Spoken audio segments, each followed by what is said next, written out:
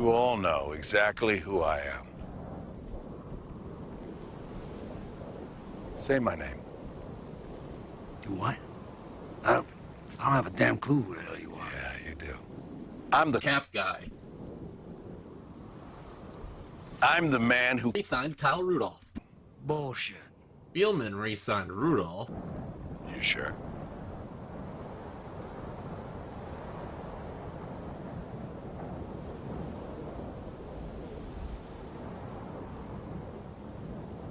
That's right.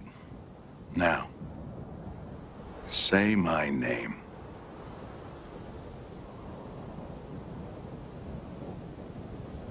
Baczynski. You're goddamn right. Hey guys, yes! If you have not heard, the Vikings have indeed re-signed Kyle Rudolph, but that is not what this video is all about.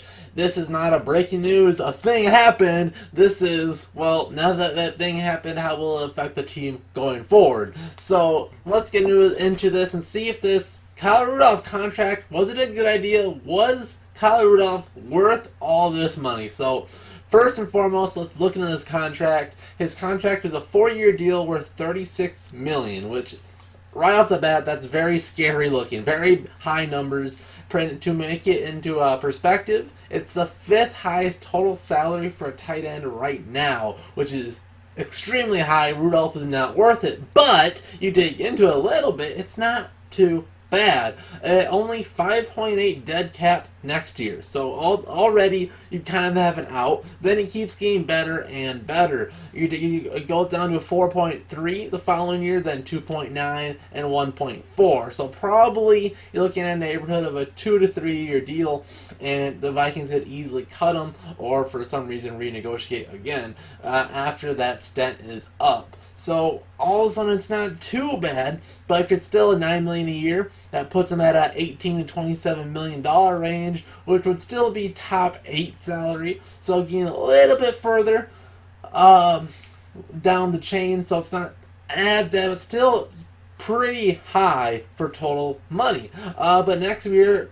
the big question mark is next year the Vikings are sitting at negative $30 million in cap space and some change. So basically, one Kirk Cousins negative. So a negative Kirk Cousins in the salary cap hole. So Vikings will have some working to do. So even with this Kyle Rudolph, with the contract negotiated the way it was, to where it's up front and the Vikings have easy outs, the good thing is it doesn't hurt the Vikings long term, but the short term, as in next year, the Vikings are in a very, very dire situation.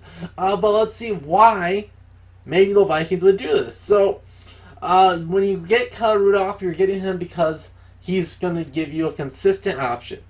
You know what you're going to get. He's a veteran tight end. He's been doing this thing for years. Last year, 64 catches, 634 yards, and 4 touchdowns.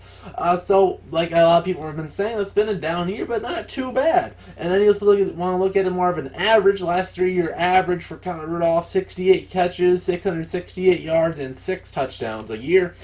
So that's kind of what you'd expect. You'd expect in the 60 catch range, and maybe he'll throw 650 or so yards and 5 or 6 touchdowns. That would be a good year for Kyle Rudolph, and you could put some money on that he'll be pretty close to those numbers.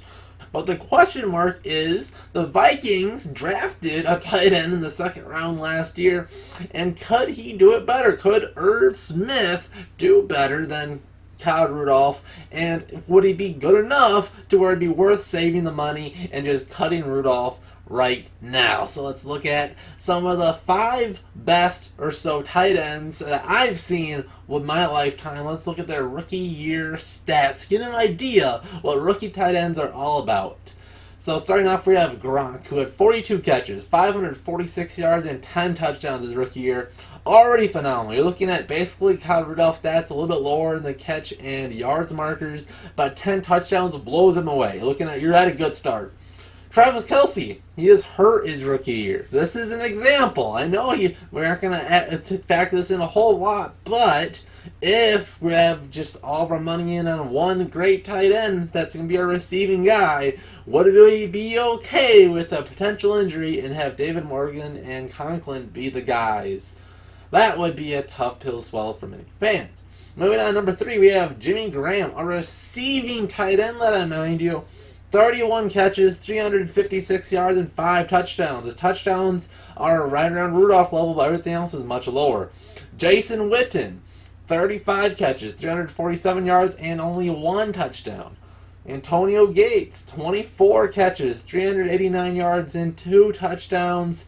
And Tony Gonzalez, 33 catches, 368 yards, and 2 touchdowns for some of the best tight ends that we've seen the last couple of years. So the average, minus Kelsey, of course, as he didn't play, we have 33 catches, which is half of Rudolph, 401 yards, and 4 touchdowns, both 2/3 Rudolph. So getting closer, but not quite there, and a good chunk away. And these are the best of the best. So all individual rookie stats are worse, except for rookie Gronk, but it might help a little bit that he had 2010 Tom Brady throwing him the football. That helps a little teeny bit, and Kirk Cousins isn't quite 2010 Tom Brady level. So even if Irv Smith puts up Hall of Fame tight end numbers, it's still worse than a veteran Kyle Rudolph.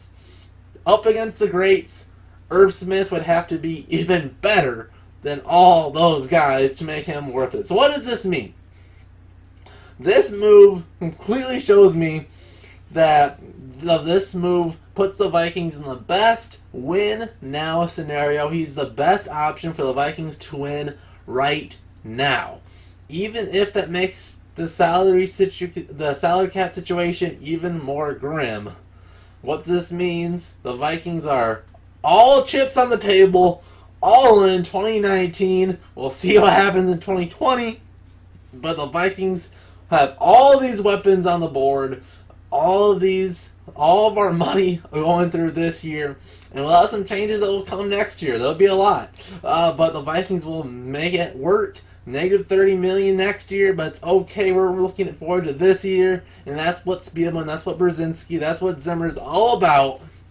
Bring it home, 2019. Can they do it? Leave a comment down below, and we'll see you guys in the next Joe's Vikings video. See you guys then. Hopefully not too long this time.